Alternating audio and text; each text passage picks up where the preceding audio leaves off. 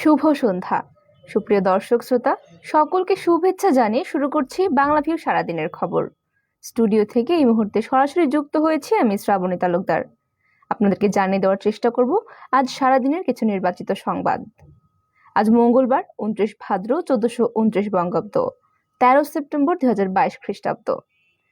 প্রথমেই জানিয়ে দেব আমাদের হাতে থাকা কিছু নির্বাচিত সংবাদের শিরোনাম। পরিবহন ধর্মঘট, সিলেটে সবজি সংকট এবং দাম ঊর্ধ্বমুখী। সিলেটে আজই পরিবহন শ্রমিকদের সঙ্গে বৈঠকে বসবেন প্রশাসন। যুদ্ধ নয়, আলোচনায় সমাধান, বিশ্বকে বার্তা দেবেন প্রধানমন্ত্রী। এবং এসএসসিতে প্রশ্ন ফাঁসের কোনো সুযোগ নেই এবং গুজব ছড়ালে নেওয়া হবে ব্যবস্থা, বলেছেন শিক্ষামন্ত্রী ডক্টর দীপমণি।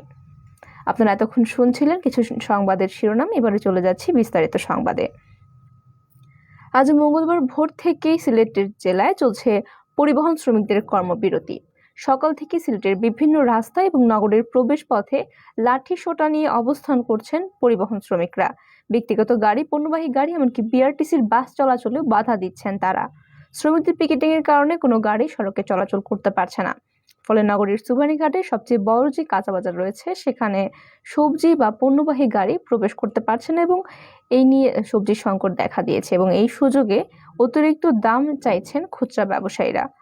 নগরের সুবানীঘাট সহ সবজির আড়তদের, সুবানীঘাটে হচ্ছে সবজির আড়ত ব্যবসা এবং প্রতিদিন কোটি কোটি টাকার ব্যবসা হয় এই বাজারে। সবজি পণ্য সিলেট নগরী সহ বিভিন্ন উপজেলার বাজারে বিক্রির জন্য এই বাজারে আড়ত বা ব্যবসায়ীরা ক্রয় করে নিয়ে যান।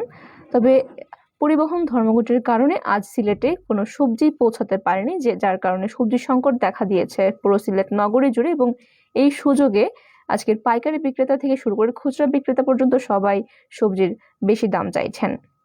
বাজার ঘুরে দেখা গেছে টমেটো, করলা, মুখী এবং সব ধরনের সবজি রয়েছে, তবে তা রয়েছে অন্য দিনের তুলনায় কম পরিমাণে এবং এই কম পরিমাণে থাকার কারণে দামও চাইছেন তারা দ্বিগুণ অথবা তিনগুণ।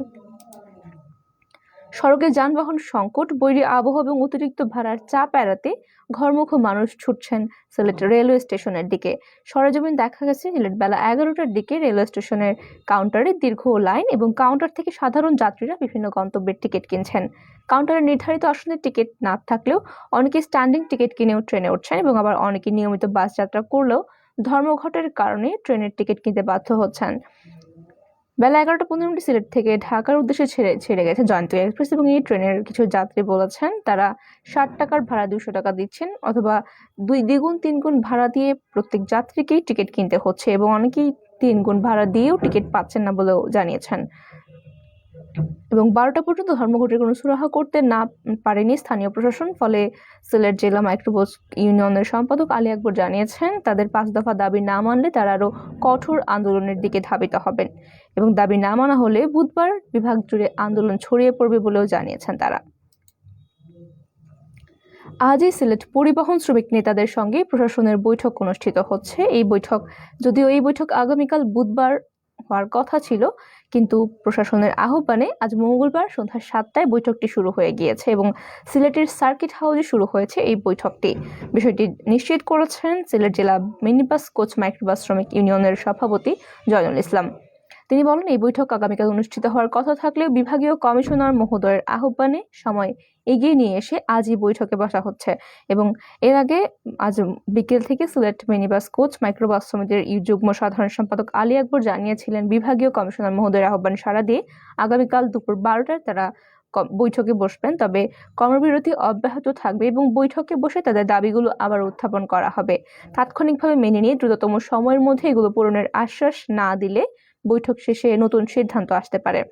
5 দফা দাবিতে ভোর থেকে সিলেট জেলায় জুড়ে চলছে কর্মবিরতি এবং পরিবহন ধর্মঘট। সিলেট জেলা সড়ক পরিবহন শ্রমিক সমন্বয় পরিষদের ডাকে চলছে এই আন্দোলন কর্মসূচি। এতে করে ভোগান্তিতে পড়েছেন সাধারণ মানুষ এবং উল্লেখ্য যে আজ ডিগ্রির পরীক্ষা অনুষ্ঠিত হচ্ছে, যে কারণে ডিগ্রি পরীক্ষার্থীরা অনেক ভোগান্তিতে পড়েছেন এবং আগামী বৃহস্পতিবার থেকে শুরু হতে যাচ্ছে এসএসসি পরীক্ষা। ধর্মঘট প্রত্যাহার না করা হলে এসএসসি পরীক্ষার্থীরা অনেক সমস্যায় পড়বেন এবং ভোগান্তিতে পড়বেন। পরিবহন শ্রমিকদের অভিযোগ দীর্ঘদিন ধরে আন্দোলনের পথে হাঁটলেও শুধু আশ্বাসের মধ্যেই তাদের বারবার আটকে রাখছে প্রশাসন, যে কারণে একটি দাবিও আজ পর্যন্ত বাস্তবায়ন করা হয়নি। এই আন্দোলনে একাত্মতা পোষণ করেছে শ্রমিকদের 6টি রেজিস্টার্ড সংগঠন এবং এরা সবাই মিলে আজ এই আন্দোলনের ঘোষণা দিয়েছেন এবং তাদের দাবি মেনে নেওয়া না হলে তারা অনির্দিষ্টকালে ধর্মঘট এবং পুরো বিভাগ জুড়ে আন্দোলন ছড়িয়ে দেওয়ার ঘোষণা দিয়েছেন। চলে যাচ্ছি পরবর্তী সংবাদে। জাতিসংঘের ৭৭তম সাধারণ অধিবেশন আগামী ১৫ সেপ্টেম্বর এবং এতে যোগ দেবেন প্রধানমন্ত্রী শেখ হাসিনা। বঙ্গবন্ধু শেখ মুজিবুর রহমানের পদাঙ্ক অনুসরণ করে অধিবেশনে বরাবরের মতো এবারও বাংলায় ভাষণ দেবেন প্রধানমন্ত্রী।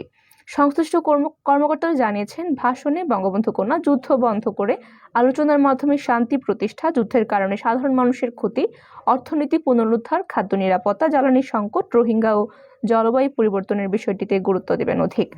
এবং পররাষ্ট্র মন্ত্রণালয়ের কর্মকর্তা জানিয়েছেন, আগামী ১৫ সেপ্টেম্বর প্রধানমন্ত্রী যুক্তরাজ্য যাবেন এবং সেখানে ১৯ সেপ্টেম্বর পর্যন্ত অবস্থান করার কথা রয়েছে এবং সেদিন তিনি রানী এলিজাবেথের শেষকৃত্য অনুষ্ঠানে যোগ দেবেন বলেও জানা গেছে। এরপর যুক্তরাজ্য থেকে সরাসরি যুক্তরাষ্ট্রের নিউ ইয়র্কে যাবেন প্রধানমন্ত্রী এবং আগামী ২৩ সেপ্টেম্বর প্রধানমন্ত্রীর জাতিসংঘে ভাষণ দেওয়ার কথা রয়েছে।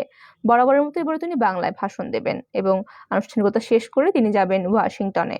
জাতিসংঘের সাধারণ পরিষদের ৭৭তম অধিবেশন হচ্ছে মঙ্গলবার ১৩ সেপ্টেম্বর এবং ২০ সেপ্টেম্বর শুরু হবে অধিবেশনের উচ্চ পর্যায়ে সাধারণ আলোচনা। এতে বিশ্বের বিভিন্ন রাষ্ট্রের সরকার প্রধান অংশগ্রহণ করবেন এবং অধিবেশন শেষ হবে ২৭ সেপ্টেম্বর। আপনারা এতক্ষণ শুনছিলেন বাংলাভিউ সারাদিনের খবর। এবারে জানিয়ে দিব আমাদের হাতে থাকা শেষ সংবাদটি। শিক্ষামন্ত্রী ডক্টর দীপুমনি বলেছেন, আগামী ১৫ সেপ্টেম্বর থেকে যে শুরু হচ্ছে এসএসসি এবং সমমানের পরীক্ষা এবং সেই পরীক্ষায় প্রশ্ন ফাঁসের কোনো সুযোগ থাকছে না। এই বিষয়ে আইন শৃঙ্খলা বাহিনী তৎপর রয়েছে এবং প্রশ্ন ফাঁসের কেউ যদি গুজব ছড়ায় তাৎক্ষণিকভাবে তার বিরুদ্ধে ব্যবস্থা নেওয়া হবে। আজ মঙ্গলবার রাজধানীর আন্তর্জাতিক মাতৃভাষা ইনস্টিটিউট জাতীয় শিক্ষা রূপরেখা ২০২১-এর অনলাইন প্রশিক্ষণ উদ্বোধন শেষে সাংবাদিকদের সঙ্গে তিনি এসব কথা বলেন। শিক্ষামন্ত্রী আরো বলেছেন, সারা দেশে সুষ্ঠুভাবে এসএসসি পরীক্ষা সম্পন্ন করতে সব ধরনের প্রস্তুতি সম্পন্ন হয়েছে। এর ফলে কারো পক্ষে প্রশ্ন ফাঁস করা সম্ভব নয়। যদি কেউ এই বিষয়ে গুজব ছড়ায় তার বিরুদ্ধে কঠোর থেকে কঠোরতম ব্যবস্থা নেওয়া হবে এবং আইন শৃঙ্খলা বাহিনী এই ব্যাপারে সর্বদা সজাগ দৃষ্টি রাখছে। এবং প্রতি বছরের মতো এবারেও কোচিং সেন্টারগুলো পরীক্ষাকালীন সময়ে বন্ধ থাকার নির্দেশনা দেওয়া হয়েছে এবং অভিভাবকদের প্রতি আহ্বান জানিয়েছেন অভিভাবকরা যাতে সন্তানদেরকে কোচিং সেন্টারে না পাঠান ওই সময়টাতে এবং কোচিং সেন্টার এরপরেও যদি কোনো কোচিং সেন্টার খোলা থাকে সেই কোচিং সেন্টারের বিরুদ্ধে ব্যবস্থা নেওয়া হবে বলেও জানিয়েছেন তিনি। নতুন কারিকুলামে ধারাবাহিক এবং সামষ্টিক মূল্যায়ন হবে এবারের পরীক্ষায়।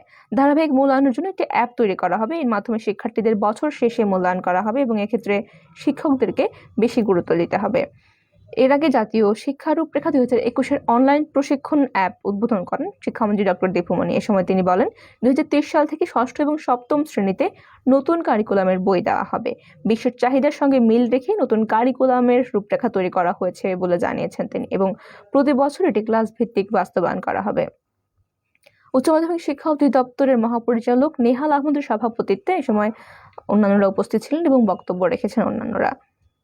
সুপ্রিয় দর্শক শ্রোতা, আপনারা এতক্ষণ শুনছিলেন বাংলাভিউ সারাদিনের খবর। আপনাদেরকে জানিয়ে দেওয়ার চেষ্টা করছিলাম আমাদের হাতে থাকা সারাদিনের কিছু নির্বাচিত সংবাদ।